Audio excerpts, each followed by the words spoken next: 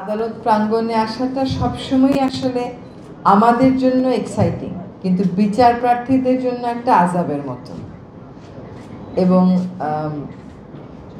এটা একদম এন্ট্রেন্স থেকে নিয়ে শুরু করে যাবতীয় ব্যবস্থাপনা কোনোটাই তো কখনোই মক্কেল ফ্রেন্ডলি ছিল না।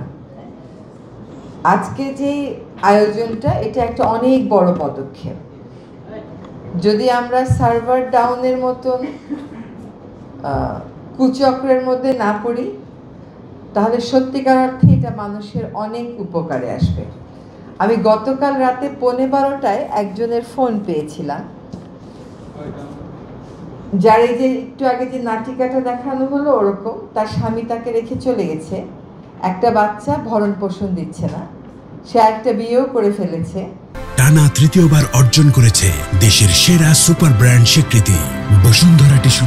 এখন মেয়েটা একটা চাকরি মাত্র পেয়েছে, এখন তার ভরণ পোষণের মামলাটা সে করতে চায়, কিন্তু ওই যে বারবার আদালতে আসা যাওয়া করতে হবে, এই খরচটা সে কোথা থেকে জোগাবে, বাচ্চাকে কোথা থেকে রেখে আসবে, এই দুশ্চিন্তায় মামলাটা করবে কি করবে না সে চিন্তা করছে।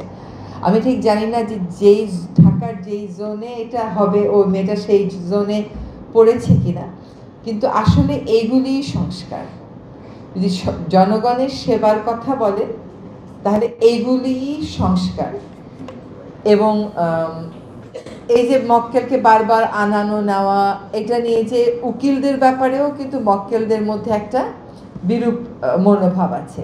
যেমন ধরেন ভূমি নিয়ে যার মামলা আছে, সে সবসময় মনে করে উকিল ইচ্ছা করেই তার মামলাটা দেরি করতেছে, উকিল ইচ্ছা করেই তার মামলাটা শুনানি করছে না, কিন্তু আসলে বাস্তবতা হচ্ছে উকিল তা করছে না, উকিলও করছে, বাট সিস্টেমটাই ওই রকম যে আপনি চাইলেই মানুষকে টাইমলি জাস্টিসটা ডেলিভার করতে পারেন।